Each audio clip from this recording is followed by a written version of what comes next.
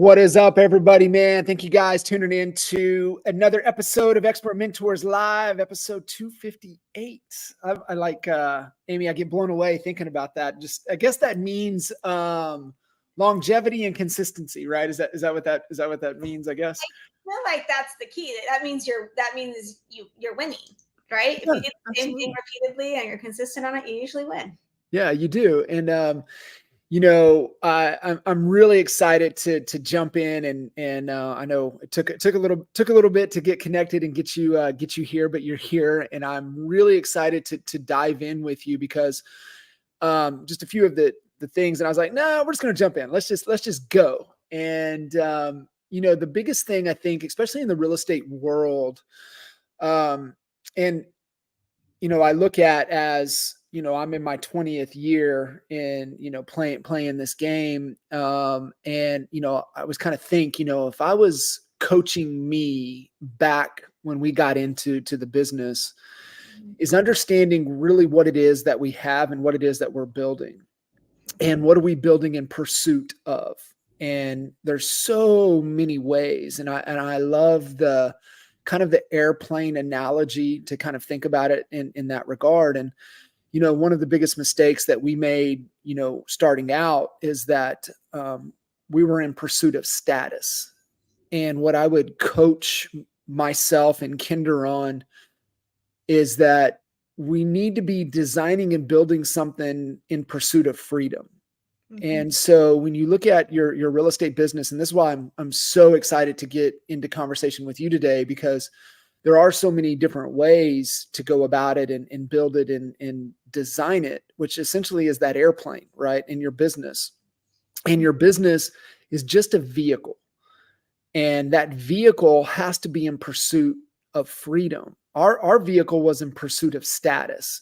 Number one, top in the world. How many transactions, how many revenue, how much profitability, how much allocate, that we could get, right? So we were chasing the wrong thing. And the thing that I don't think a lot of people understand, Amy, is that you can definitely veer off and go down the wrong path, and chasing the wrong objective, the wrong destination can set you back decades. Mm-hmm. And so, being able to really unpack for you, sharing, your husband's retiring, one of the top FLQA, you and the one and only Tina Call, going head to head. But Mike Sherrard's in there too, to be, Yeah, well, my money's on the two of you. How about that? So welcome. I'm really excited for you to jump in, kind of unpack and really around the whole topic and theme. And for those of you that are maybe, tuning in to kind of this expert mentor conversation, the expert mentor conversation is really to pull, some of the most amazing, givers and leaders and humans that we have within the Honey Badger Nation, and really to be able to just pour and give and really come from, that giver abundance mentality. And so I'm excited for you to jump in with us today, Amy, and really just start to kind of unpack. And, let's start there, right? Like I, kind of mentioned, if I was giving us the advice, change that direction. So, like for you, looking at the business and how you've designed your business, kind of what is, how did you come to that realization, right? How did you come to that realization and kind of the process of being able to make sure that you're doing the things that's, scaling the business and building a life that you love, not that you hate? Well, I think one of the things is I noticed some patterns inside of real estate. Number one, I would have probably loved to have chased status and, let's close the most transactions and let's have it be like crazy huge. The fact of the matter is I was pregnant with baby number 4, and that was just not my reality. Like that just was not going to be a thing. And my husband had a great job. I didn't quote unquote need to work. I just enjoyed building stuff. I think, so I probably don't fit the bill on a lot of real estate agents. I just kind of like building stuff. And so I just started building in real estate. And so when you look at it, I really, when I started out, I thought I'm going to sell a couple of houses and take nicer vacations. But I did my very first year in real estate. I was like, I think I could bring home $100,000 doing this if I play my cards right, working part-time hours. And when I say part-time hours, my first year in real estate was 2017, and I worked 10 hours a week. And I did. I brought home $106,000. And I know it was 10 hours a week because that's when my third was going to preschool. So I just worked while my baby was in preschool, and I was pregnant, had a baby in October of that year. And I took the last basically 2 months of the year off. I listed one house in that window of time. But other than that, I was having a baby. So like the idea of like chasing status, it just wasn't on the table for me. It wasn't in the cards for me. But I went back to real estate knowing I was going to use Instagram like a fashion blogger, but for real estate. Like I 100%, I had a successful business prior to being in real estate. I had like an online storefront, and I worked with fashion bloggers, and I was like, oh, this is so cool. They just sell someone else's inventory for a small percentage. So like the OG fashion bloggers that now have lines in Nordstrom, and I don't know if people realize how lucrative their businesses are. Like one of those OG fashion bloggers that was like a mommy blogger, she has like a subscription business now that's doing over 20 million in revenue, like legitimately. I don't think people like, and this is in 2017, so they just didn't get how Instagram worked. And I kept telling my husband, I'm like, man, I had been licensed because I worked for a home builder during college, and I took 10 years to have babies, and I was just tinkering around on the internet because I was bored. I was at home with kids and I was bored, in all candor. And I kept telling my husband, I'm like, God, it's so weird. Real estate agents should really use Instagram like a fashion blogger does. They have the same business model. They sell someone else's inventory for a small percentage. And that's when Fixer Upper was on and Instagram was just rolling out. And he finally just said to me, he's like, well, why don't you do it? And I was like, okay. And so I literally just shut down my online storefront like overnight. I had no idea how I was going to get back into real estate. I started by like consulting with home builders on their social media, and I like built their strategies. And then all of a sudden I was like, oh, this is how I'm going to do it. And I did. I just basically I would like, just like a fashion blogger, you're going shopping with them, right? Yeah. When you open up Instagram, you're like, oh, I like that shirt. I like those jeans. I want that purse, whatever it is. And you would go to their website and click the link, and they would get paid. I just took them window shopping for houses, and I started to meet really cool people, and it just kind of grew from there. And then when the EXP opportunity came up, I knew, I was like, oh, this will play very nice with Instagram, and I will own this like little demographic. And so I made the switch pretty quickly. I love that. And so I want to go back to, what is the fuel for you, right? Like obviously board didn't have to work, chose to, but why? And then why real estate? I mean, obviously I love the comparison, right? And then to me, that's funnel vision versus tunnel vision. And when you are able to take things from other industries that make sense to you and apply it within your industry, that's exponential gains. Incremental gains are just copying what everybody's doing that's working well, right? Those are incremental, small gains. But where the exponential gains happen is when you're able to do those things. And so, for you though, early on, I'll give you a great comparison on this. Okay. There was the two opportunities I had. I was sitting at the fact that I left my previous brokerage would blow your mind, because the table I was sitting at was with the guys that founded Invitation Homes. So like, they're some of the biggest players in real estate. That's the table I was sitting at. And I was like, they were doing some fix and flips. And I was like, oh, you're doing it wrong. You should do it like this. And you should put it on Instagram, and you should have an interior designer, and it should be branded. Like it should be like a treehouse flip. That's the name of their little brokerage that they keep here in the Valley. And I said, we'll set a record. Watch this. And I brought in my friend who had a huge following that was an interior designer. And we did a couple flips, and it set records, right? And then EXP came along, and I was talking to the guy, and I said, well, I don't know, what do I do now? And he's like, well, if you want to take over, like, if you want to run this brokerage, like you could just run it, because they don't need me to do anything. You know what I mean? Like they're just playing. They don't need to be doing anything. They can go do whatever they want, right? They're just playing in the sandbox. And they were like, well, if you want to like build out the brokerage arm and like run the local brokerage arm, like we'll just let you build that out. We'll cut you into everyone's commission structures and you can kind of just own this.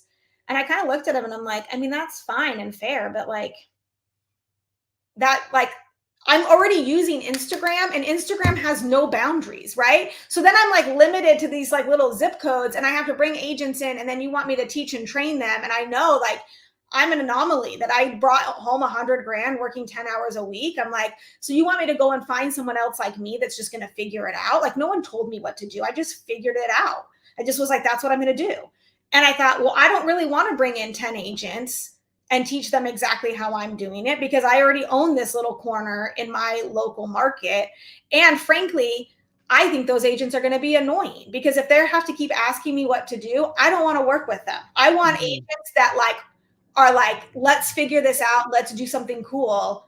I don't want agents that like are like I teach my kids not to ask me questions. Like, what do you think? How do you think you should solve that problem? Great, go solve the problem. And if it doesn't work, I'll come and help you. But like, figure it out yourself. Like that's the goal. Be self-sufficient. Don't ask me. You figure it out. That is the goal. So when EXP came along and I sat down and talked to him and he was like, I said, well, he's like, well, then how do you think you're going to scale? And I said, well, I don't know. I have 1 million agents on Instagram asking me how to use Instagram. I could just build a course and I could just charge them for it. And that's way easier than bringing in 10 agents that want to complain like they don't know how to prospect a deal when they're not doing anything. Just do something. Do something and I'm happy to help you. But if you're doing nothing and complaining and acting like you can't figure it out, it's you that's the problem. It's not the market. It's not interest rates. It's you, right? So we talked about courses and then all of a sudden then EXP showed up and I'm like, why wouldn't I just go to EXP? And they were like, well, we have all the accounting. We could build that same thing. Like we could build that so fast. And I was like, yeah, but it's already been done. It's already done. Why wouldn't I just go where it's already done? And he was like, okay, that's fair. Go do it. If it doesn't work, come back and we'll build something else. I said, great. And quickly became one of the top recruiters at EXP just because of social media, the power of social media. And it just like removed all these boundaries that dentists deal with, attorneys deal with it, real estate agents deal with it. Like you have to be licensed in this little like 1, 2, 3, 4, 5 zip code. And it's like, I don't care what the paperwork is on selling a house. Selling a house is marketing and branding and packaging and positioning and pricing. Has like literally nothing to do with the paperwork. Right. And I can help agents do that no matter where they live. It does not matter. I love that. And so I'm curious though, where's the fire coming from? Because it's just who I am. Who are we trying to prove wrong? What's the fire? What's the competition? Like, because here's the reality of it. And this is where a lot of people struggle. And I would love for you. This is what I'm trying to pull out of you here that I want you to share, because this is really, really important, is that, yeah, you can give them all the tips, tools, tricks, everything like that. They're only going to do what they need to do to survive. What it sounded like for you is that you guys were already good. So what is that push? What is that fire to go when you don't have to go? And I think that's where a lot of agents get stuck and they miss, and they don't tap into that power, that energy to push through when things get tough. And most of the time, Amy, you know this, it's just go, like just start, just action breeds other action. But what is it for you to keep going when you don't have to keep going? Because that's really, really valuable, because like we can give them all the how-tos and the tips, the tricks. I'll do it with you. I'll hold your hand through it. But if they don't have that why, that fire, and it can only be a couple things. It's either proving somebody wrong or trying to win the approval of somebody else. Like you want to really get down to it, it's one of those things. But I think it's so important for people. They see you and they see your success, and yeah, you've been able to do it for 10 hours, and yeah, you've been around great people, but why do you do what you do? And once people can tap into that and that energy, then they can just figure shit out. Like you're talking about, is like, don't ask, just figure it out. But they got to have a driving force. What is that? What is that for you? I love to be underestimated. I'm not going to lie. I love when people underestimate me. And I was sitting at like one of the best tables in real estate before EXP, and those guys were so good to me, and they were just like, yeah, what do you want to do? And I'm like, I don't know, I just think it's fun. But I've always been able to sit at tables like that. I worked for a home builder in college, and they were just like normal guys that like, they interviewed every guy I dated, like we had so much fun. And so I think for me, like building businesses is actually just very fun to me. Like it's interesting to me. I've got like an ADHD brain. So I just am always thinking on something. I'm always breaking things down, rebuilding them in my head. And so this just low key keeps me out of trouble. Like if I'm not, it goes back to this thing is I look at life as kind of like a video game. And there's always a new level, and you beat the bad guy at the end, but then there's always a new level, right? So it's like, great, my husband's retiring. There's a lot of things that are kind of like on autopilot, but there's still another level. And like, how cool that you get to go see what it is and figure it out. And I just kind of had this idea of like, well, wouldn't it be cool if I could build a 7-figure business like at home with a baby on my hip? I just thought it would be cool. Like genuinely, I just thought that would be really cool. And I had nothing to lose. Right? Like my husband gave me the gift of time. So I could have seasons where I made a little bit of money, seasons where I made no money. And now I have seasons where I make a lot of money. I'm in a season right now where I make a lot of money. And like, he always had to like play it safe. He always is the one that was like responsible for the bills. Like he always had the pressure of providing. I never really had that pressure. Right. And so how fun now, like the tables are turned and I'm like, well, what do you want to build? Like, so I say he's retiring, but he's going to go do something else. It's not like he's not going to work because like, if you're not growing, you are dying.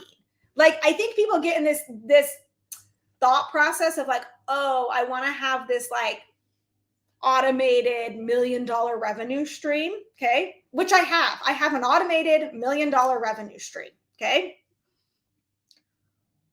So what, you can just sit and do nothing? Like, what is it that you're going to go and do?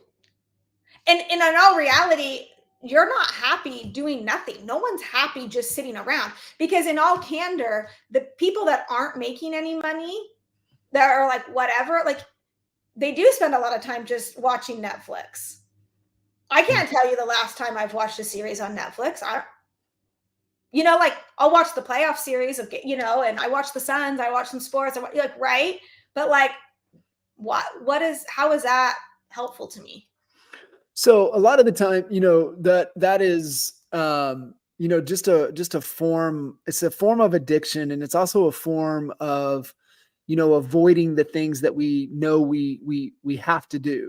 And it's the required action. Well, and I will tell you, and this, John, building a business is not for the faint of heart, because the person you have to overcome is yourself. Yeah. And there's been a lot of crying in the closet and a lot of slam doors and a lot of like, just like gut wrenching moments. But like, I would not trade it for anything, because you come to know who you are, and you come to just like not care what anyone thinks. I don't care. Yeah. And it takes a little bit to get to that point, right? Because I think in what I picked up on, and I hopefully everybody, that will be able to dive into this will hear as well, is the doors being shut, the tears in the closet, but it's what you said earlier. It's just, I love to be underestimated. Mm-hmm. So that's the fuel, right? Like when somebody says you can't, or underestimate you, or underestimate your ability, you have a just hold my beer and watch type of mentality. Like building a business for me is actually been a very spiritual pursuit. I kind of kept having this thought, go back to real estate for about 2 years. And I argued with God about it for 2 years. I was like, my dream is to like be barefoot in the kitchen with a gaggle of kids. And I'm actually a way better mom than I am business owner. There's 50 teenagers at my house every single weekend, and I love it.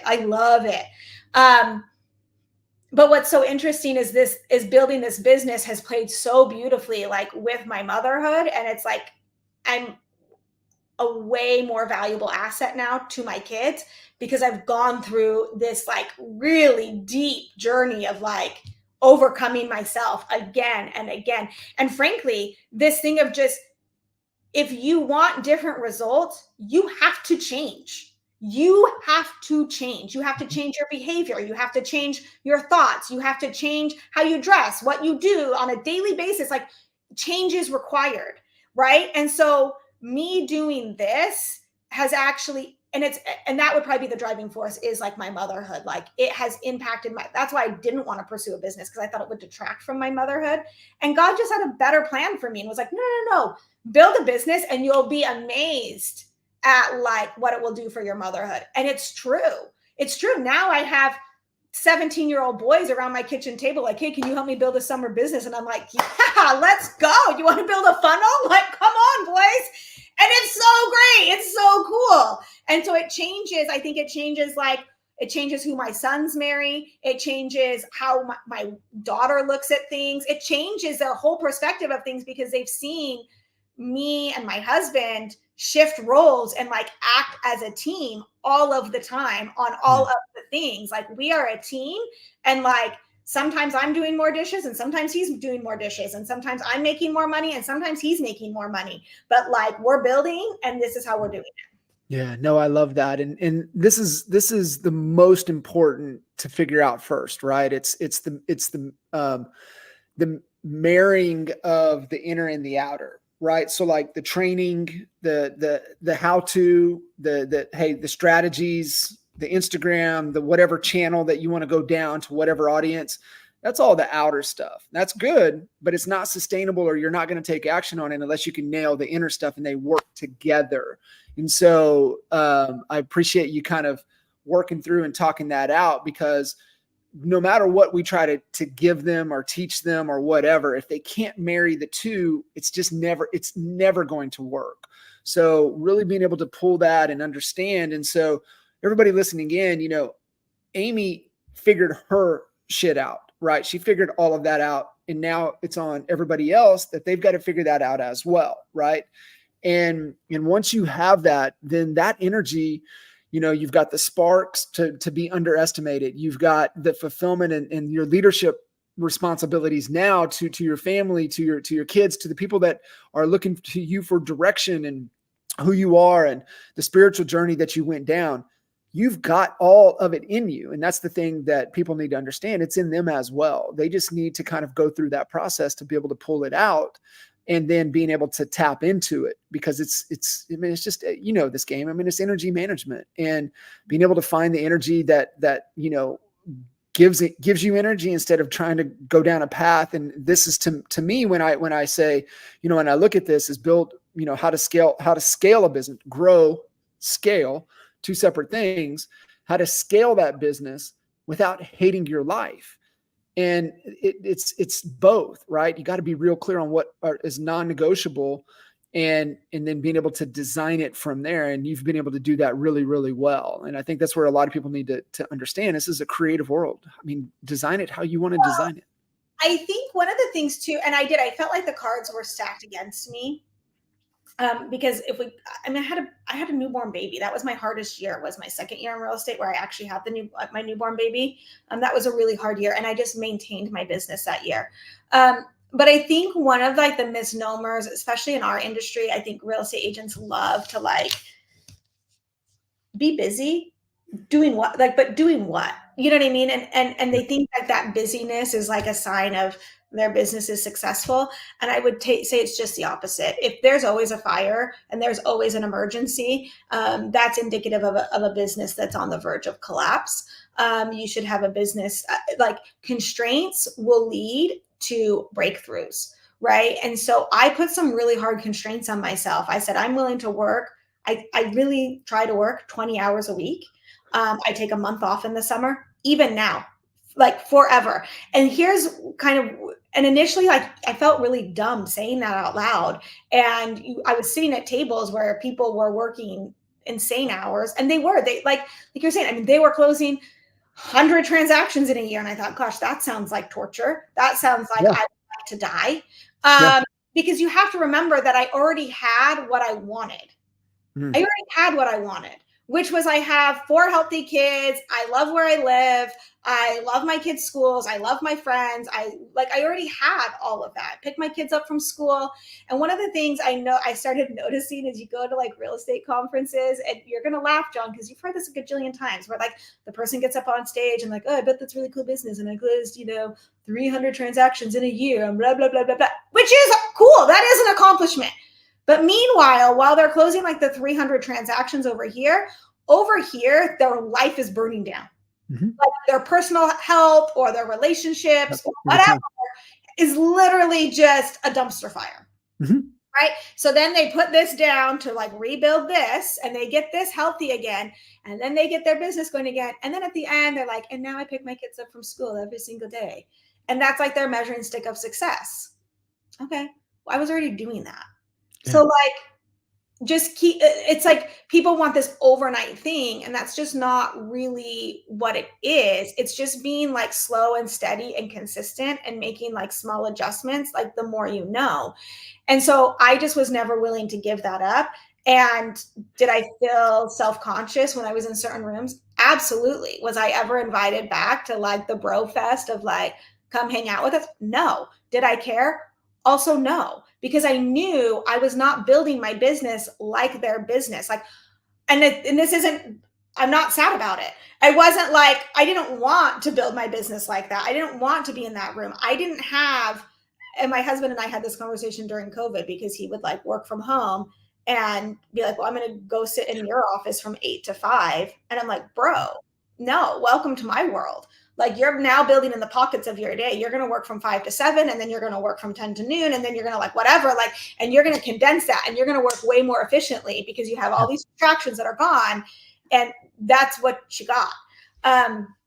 So I just didn't have that luxury of like going into an office and having 8 to 5 to sit and tinker on something. And so what happens is you become more innovative, you become more decisive, and you become more creative. You do. Because you're forced to. And so I think so many women in real estate, especially if you have kids, you feel these constraints and you think, oh, those constraints are a burden. They're not. They're like your biggest asset. Yeah. And it's why, and I love everything that you're saying, because, we can understand it. Like people can, when you're heading out for vacation, right? How much damn shit you can get done right before you're heading out. And the reality is this time expands to the time allowed. So when you are creating those constraints of, I only have 10 hours, how do I get the most, how do I make the cash register ring in my business in those 10 hours that I have? And when you can just draw a line in the sand. Everyone should be asking that question repeatedly and see what your brain comes up with. Your brain, cool stuff. Yeah, because it's like I said, it's all within us, and it's just how you think about the situation a little bit differently. And, I used to be against, these massive, big, crazy goals, right? I'm always been, what can I commit to daily and get those small wins, because I know wins over time, and that's what leads to everything. But when you have this big, crazy goal, you create this, what you just said, you create this artificial constraint, and we're wired to solve problems. We are human beings that are wired to solve problems. And I love the deal. So I used to have a deal in my office is like, bring me 3 solutions before you come ask me any question. And what would happen is that they would figure it out and they wouldn't even have to come ask me. And I did that out of necessity because I just didn't have time. I was like, if y'all walk in this damn office, you better have a damn solution, and you've exhausted everything and you can't figure it out. But the reality is everything's figure outable. Just go fucking figure it out. Be resourceful. Well, those are the things you'd have to tell yourself, right? So I always say, if you want to create like new results, you have to think new thoughts. Yeah. You have to think new thoughts. And so you have to get into the habit. I always say you have to talk to yourself more than you listen to yourself. Because if I just listened to myself, I would be like, you would talk yourself out of not doing anything. Who do you think you are to be doing this? Like, it's like whatever, right? And so I just started talking to myself more than I listened to myself. And I would go and find evidence of people that were building 7-8 figure revenue businesses, and I'd be like, they're not smarter than me. Like, they've just been doing it longer. Like, there's no way they can do it than I do. You know what I mean? And so I would use one of my things that I struggled with a lot because I don't want to act like I didn't struggle. Like there was a lot of struggle. Um, and I'm sure there's a lot of struggle still ahead of me. I just have more proof of success that I'll figure it out. And I'm more patient with the time frame of it. Right. So time scarcity was a thing I really struggled with. I don't have time. I don't have time. I don't have time. And we hear agents say that all the time. And so one of the things I would say to myself again and again is I have enough time to do the things that need to be done. And then what would happen is I would naturally prioritize, well, what needs to be done? And there's a lot of things that don't need to be done, right? And so those things would naturally fall off the list. And then the other thing I would say to myself when I was trying to figure stuff out is I've always figured it out before, so I will figure it out again. Everything's figured out. I love that. You just repeat those things again and again, because it is natural. Like your goal when you're building a business, you naturally are going to create more problems for yourself. Your goal is just to create better problems for yourself, right? So the problem should stair step up. And so, but when that problem stair steps up, you're like, well, this feels a little uncomfortable. You're supposed to feel that way. To raise. And so then you have to learn how to talk yourself down and say, hey, I've always figured it out before. I'll figure it out again. I have enough time to do the things that need to be done. Yeah, absolutely. And then you would just start taking steps forward. You do. And it's the, the definition of clarity is just increase our capacity and eliminate our contamination. And when we do that, right, we expand our thinking and we eliminate the bullshit that we tell ourselves, then we have greater clarity and we can just start to see the moves, right? You can start to step back and see things. So, everything you're saying there is so spot on, and it's so perfect that you need to nail it down, because kind of what I said at the beginning of the conversation is that if you're not clear on the non-negotiables, like you said, spiritually, you knew where you needed to be. You knew you weren't willing to compromise any more time. Like you knew the knots. And I think that's even better, because it's not about what do you want? What do you desire? It's like, how much pain am I willing to withstand? Right. And you're like, well, I'm willing to withstand 10 to 12 hours of pain per week on building my business. That's all I have. And it's like, great, then we're going to get the max out of that time. And we're going to only do the things. And this is, I think, where you get to leverage and you get to scale, because you can grow, you can muscle through growth, and you can, like you said, you're going to burn a path of destruction. And the thing too, that I think, Amy, is that people think that they can have it all. And, the reality to me, balance is just being present wherever you're at. But the reality is that you can't have it all. Right. You can have a great business, a great craft thing that you pursue. You can have a great relationship, and that's with yourself and with others, or you can have a great social scene, right? Being out, being that person. And I think what happens with a lot of agents is that they want to push on the business, and then they want that social scene. And then the relationship with themselves and the relationship with others is what fails, right? Like you said, divorce, kids, health, right? They let that relationship go. And I think it's the sooner that you can, hey, the relationships with myself and with others and my craft are the most important things for me, then, you let go of that social status scene. And then that gets you over to that next level. Like what you talked about, gets you in pursuit of freedom, where you're at freedom.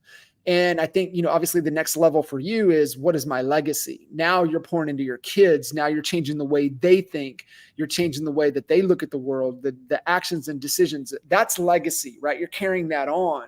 And it's just really cool. And so that's what I meant by, I would coach to pursue freedom over status. And then once you get to freedom, pursue legacy. I mean, like when we talk about status, like I just think it's so interesting, and maybe this is because I have high school kids, you know what I mean? And I'm like, that who are we trying to impress? Like who? Exactly. Like honestly, like who is the magical person that like grants you like you're cool and you're not? Do you know what I mean? Like, and it's so fascinating to watch, and for some people it never goes away, and you're just like, wow. Yeah. Fascinating. Wow. And I just have never had, I think I was a new girl in high school. Like we moved when I was 15 and I was the new girl. And I got really comfortable being by myself and like knowing who I was and being like, well, I don't know what y'all are doing, but like, this is what I'm doing. And I mean, it's rare too, Amy. Very few, get to that place. And this goes, and the reason I'm really harping on this, because then we can transition into the outer and, hey, here's the things with your business.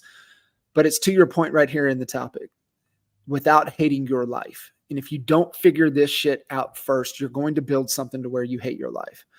And you're going to probably make decisions that are irreversible. And so, it's really, really important. Right things, right order is that you've got to get this down first. And then it's like, what are all the ways for me to get there? Right. Yeah. And there's a lot of fun ways now. I mean, real estate's changed so much, and like it just keeps getting better and better. And I don't want to say easier and easier, but in some ways easier and easier to automate things and have it work without so much brain damage or just, the burnout of agents is real. It is real. Let's get into the business side of things. Let's get into, kind of growth, leverage, getting things to scale, right? So just so everybody gets some context, growth is typically revenue and resources match. So meaning that, you're spending, your revenue and your expenses go like this. So you really don't get any more profitable. But when you get to a certain point to where things scale, that's where you're kind of holding steady with expenses, investments, salaries, marketing, time, but revenue goes, right? That's where you get to scale, which then obviously means you're going to have a bigger, fatter bottom line. And that's where a lot of people, they don't understand the meaning of that within our business. They're just like, yeah, let's go. And they're just growing. They're not scaling. Yeah. So give some ideas and some context around what's worked for you, and then what you challenge agents to think about how they want to build their business that they can get to where it scales. Okay, so I have scaled differently than probably most agents have scaled. And again, it goes back to my constraints, right? And so I had to get a little bit more creative. So typically you'll see agents, you typically start with buyers, and then you prospect enough buyers and you're like, I got too many. I want to work with sellers. Sellers are a better hourly rate. They have a more sure payday, blah, blah, blah. So then you move to sellers, and you tend to then prospect enough deals that you're like, well, now I need a buyer's agent. Great. Now you're now in the agent business, right? This is how agents typically grow inside their business. Buyers, then sellers, then they've got to somehow get into the agent business. And then they typically go and buy investment properties. Most agents say, I'm going to get my license and then I'm going to start buying investment properties. And I think 5% of agents actually do that.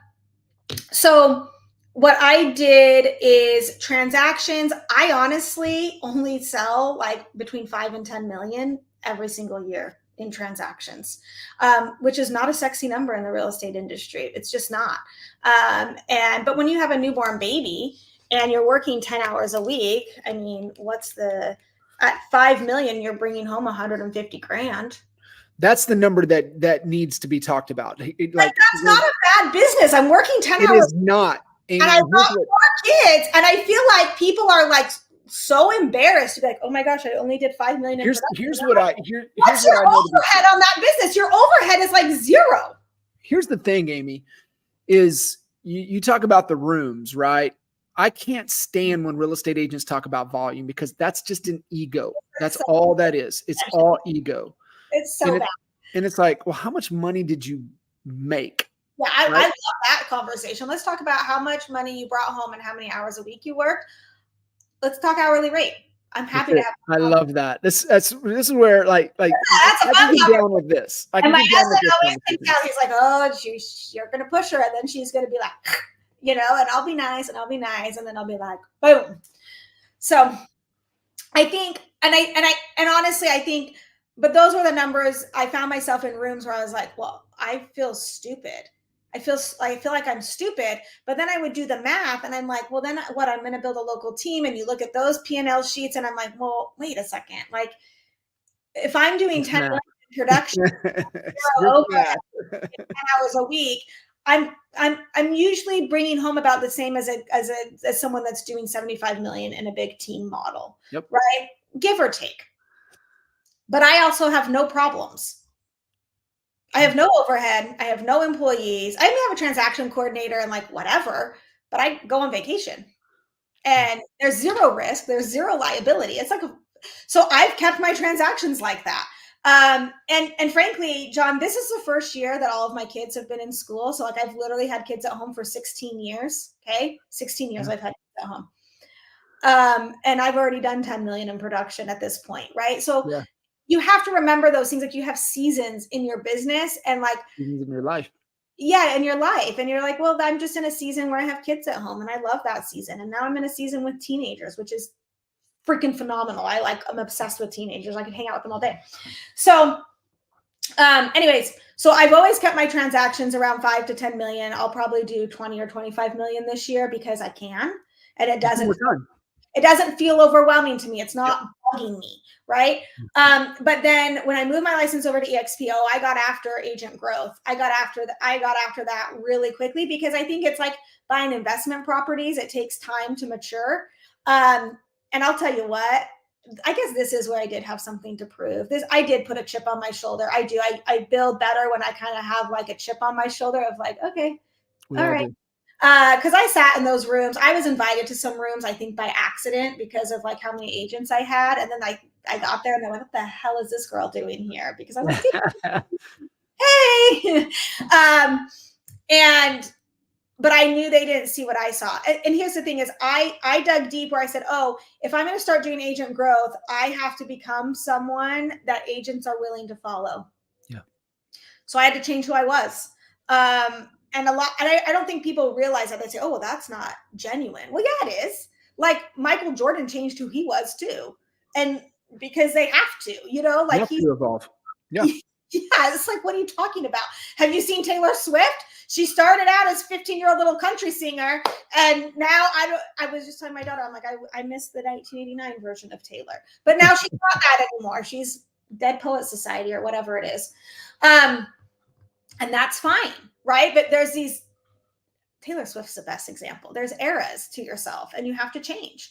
So I changed who I was. And what I did realize is, I'm sitting in rooms with Jay Kinder and Dan Beer and Kyle Whistle and all these like heavy hitters. And they're like, we're going to build these huge local teams. And I'm like, shiz, I got nothing. But I can't help anyone do that.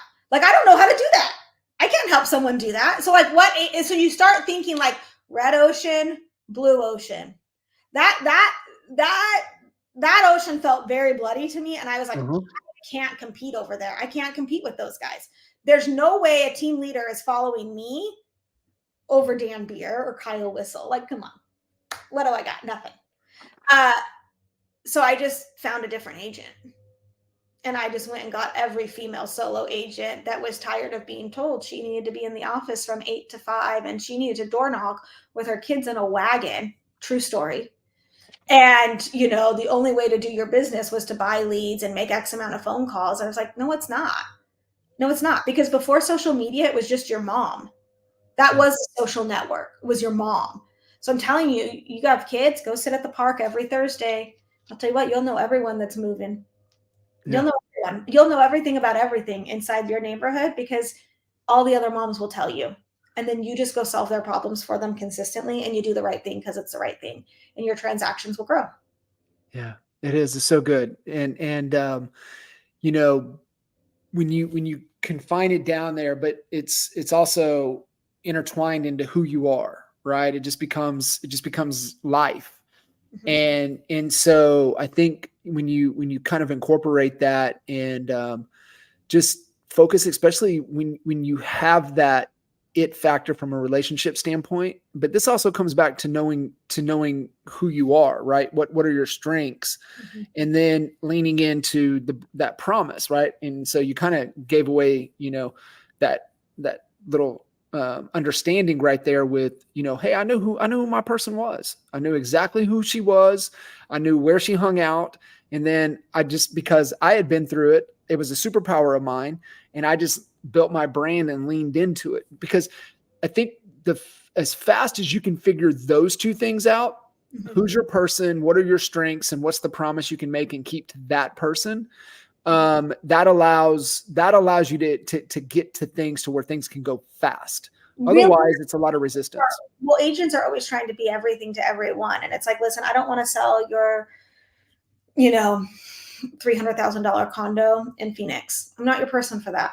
I'm like your dream, like I'm like your move up real estate agent, your dream home real estate agent. Like, and so I don't take every transaction either. Like, I'm not your person for some of those things. It's kind of like dating.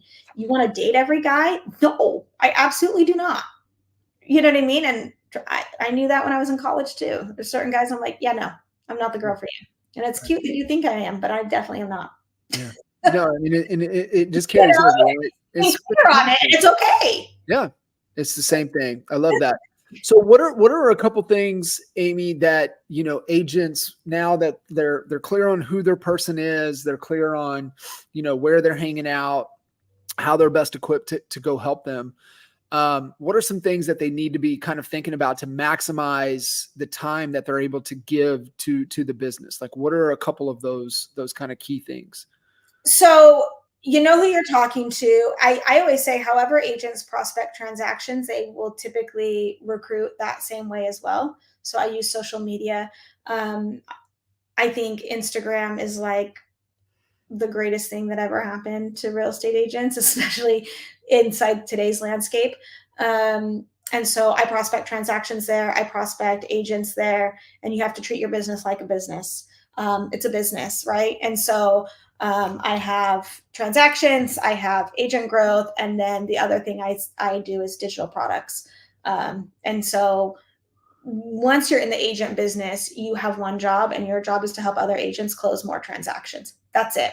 You can do that as a local team leader. You can do that by building out an organization at EXP. You can do it with courses, with digital products. There's just more than one way to do it. And I think for a really long time, the only way to do it was with a local team. Yeah. For a long time, that was the only way, and that's fair. And that business model works great. It just wasn't a model that worked great for me.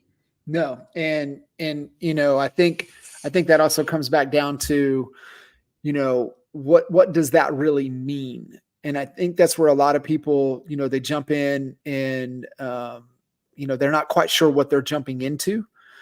And, to me, starting point, right? Yeah. But I jumped into agent attraction, and when I jumped into transactions, I didn't know what the heck I was doing. Like, Right. a couple of those first deals you take because you're like, well, yeah, I guess I'm taking this. And then as you grow in the business, you realize, oh, I don't want to do that anymore. I want to do it more like this. But you have to just jump in and start doing, right? And same with agents, right? I don't get a lot of team leaders reaching out to me, right? I get that female solo agent that has a really strong, like, figure it out muscle. That's who I want to work with, right? That's really fun because we can banter ideas and we make each other better, right? I mean, yeah. And he has a perspective, and we're going to have the same idea, and we can talk about the idea, but we're going to iterate on it differently, and then we're going to bring our findings back. And so all of a sudden you start to see massive growth inside these EXP organizations because the barriers to collaboration are gone. Right. No, it's really figuring it out exactly, what it is and what it is that you want it to be. So, I think, that's where courage comes in, is to just jump in and start to figure it out. But you also got to be real clear is this what I want? Right. Do I want more transactions? What is the type of life? Right. And that's what we, spend a lot of this conversation around, figuring that out first, because if you don't, then you'll never commit. But once you commit, then it's jump in and figure it out. And so that's what I was, to me, I just don't believe you commit and figure it out. I believe you figure out what it is that you want first. And then you have enough evidence around you to be like, okay, is that something I'm willing to commit to? And then once you're like, yep, I can commit to that, then you go. And you might not know exactly what go or all of those things are, but that's where the courage comes in, because you're just cannonballing in and be like, hey, I know I want that. I'm going to commit to it. Let's go figure it out. And well, but I think too, is it's like, I think agents sometimes think that, like, I mean, listen, okay, go back. You've been in the business 20 years. Did you have any idea that your life would look like this in 20 years? No, never do. Yeah. Right. And so sometimes I think agents want like a checklist. Okay, so here's step 1 all the way down to step 100. I think, and you probably agree with me on this. I maybe know what the next 3 to 5 steps are, but then I don't know what the next steps are after that, because now I'm in a different vantage point and I can see different opportunities, right? And so I think if you know the next 3 steps, go forward. And then be confident that you'll be able to figure out what the next 3 are after that. Yeah. And you can always change your mind. You can always change your mind. You can always put it down. You can always pick up a different opportunity. I think so many times we think, well, if I do this, then I have to do it forever. That's not true. No, remember, it's just for a season. It's just for a season. Yeah. Yeah. I love it. Amy, you're amazing. I really appreciate you jumping in here and kind of playing all out in the conversation and really, you know, getting into that internal side first, right? Because I think it's so important. Yeah, we can build whatever. Like it's all doable. It's all possible. But like, are you going to love it or are you going to hate it? And that's where, to me, and why I wanted to spend more time with you and talking through that, because if not, you're going to possibly make a decision because somebody else is, and it could be not what you want, and it could lead to that life that you're not loving. Yeah, absolutely. Fantastic. Cool. Amy, what's the best way to connect with you? Oh, on Instagram. I'm at Amy Gregory. Always Instagram. Always Instagram. I love it. Amy, appreciate you. Thank you for really being what this, you know, Expert Mentor series has been all about, and really just pulling, you know, some of the best humans and agents and leaders within the Honey Badger Nation, and just being able to pour back into this community. And can't thank you enough for really embodying and being, you know, everything what this these conversations are about. Yeah. Hey, thanks for having me. Love it. Awesome. Cool. Guys, give Amy lots of love. Connect with her on Instagram, and we'll see you guys on the next show. See you.